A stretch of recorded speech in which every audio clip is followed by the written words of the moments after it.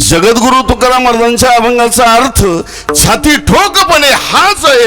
अजूनपर्यंत असा कीर्तनकार जन्माला आला नाही. इथून माग सुद्धा आला आणि इथून पुढे सुद्धा येणार.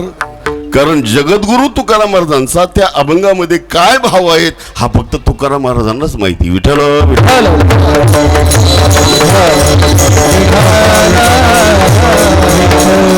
कीर्तनकार हा फक्त तर्कबुद्धीचा माणूस असतो. अभंगावर तर्क करायचा हा अर्थ असू शकतो, हा भाव तुकाराम महाराजांचा असू शकतो, पण हाच आहेत असं मात्र निश्चित छातीठोकपणे सांगू शकत. म्हणून जगद्गुरु तुकाराम महाराजांची गाथा अवघड आहेत. मग कळणारच नाही का? कळेल त्याच्याकरता शास्त्रामध्ये एक पद्धत वापरायला सांगितली.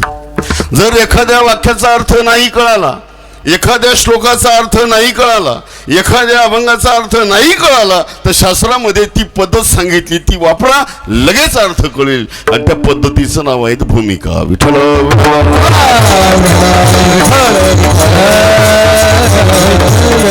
म्हणून कीर्तनकाराने जर भूमिका मांडली नाही तर अभंग शेवटपर्यंत श्रोत्यांच्या कानापर्यंत अंतकरणापर्यंत जाऊ शकत. मग या अभंगाची भूमिका काय? शास्त्राने जर सांगितलं भूमिकेशिवाय काहीच कळत नाही.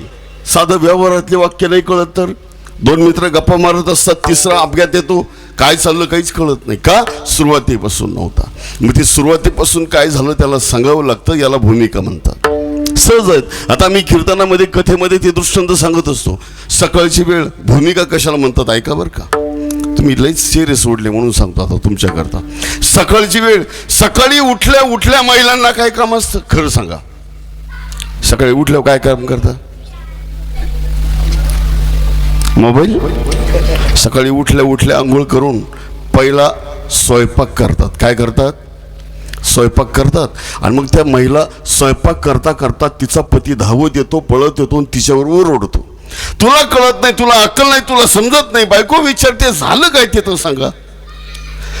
म्हटले एवढा गोंधळ घातला या मुलांनी जसे आता दोघं तिघं घालतात ना. अहो बायको म्हणते झालं काय ते तर सांगा. आता इकडे लक्ष द्या. बायको काय म्हणते? काय गोंधळ घातला मुलांनी ते सांगा. मग नवरा काय सांगतो तुम्ही फक्त लक्षपूर्वक ऐका. नवरा म्हणतो तुझ्या मुलाने आणि माझ्या मुलाने आपल्या मुलाला मारलं. तुम्ही जागे ना? नवरा काय म्हटला? तुझ्या मुलाने माझ्या मुलाने कोणाला मारलं? आपल्या मुलाला मारलं. हे झालं वाक्य. पण कळालं याच्याकरता भूमिका ऐकावी लागेल. विठ्ठल विठ्ठल. तिचं दुसरं लग्न, त्याचंही दुसरं लग्न, दोघंही घटस्फोटीत. पहिल्या लग्नापासून दोघांना एक एक मुलगा होता. परिवारातील नातेवाईकांनी यांचं जमवलं आणि 1 वर्षानंतर यांना एक मुलगा. ही भूमिका झाली बरं का त्या वाक्याची. आता कळालं का पुढचं? मग हे कळण्याकरता पहिली भूमिका ऐकावी लागते. विठ्ठल.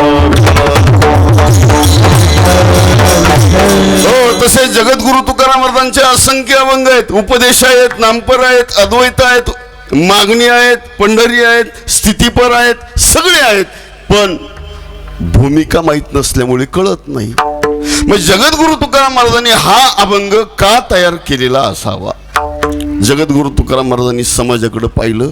माणसं जन्माला येतात, आयुष्य आहे तोपर्यंत जगतात, आयुष्य संपलं काय करतात? निघून जातात. का आला तेही कळलं नाही, का जगला तेही कळलं नाही, आणि कुठं गेला ते पण. जन्माला कुठून आलो तेही कळलं नाही, आल्यानंतर काय करावं तेही कळत नाही, आणि आता मृत्यूनंतर जाणार कुठं तेही कळलं नाही. विठ्ठल.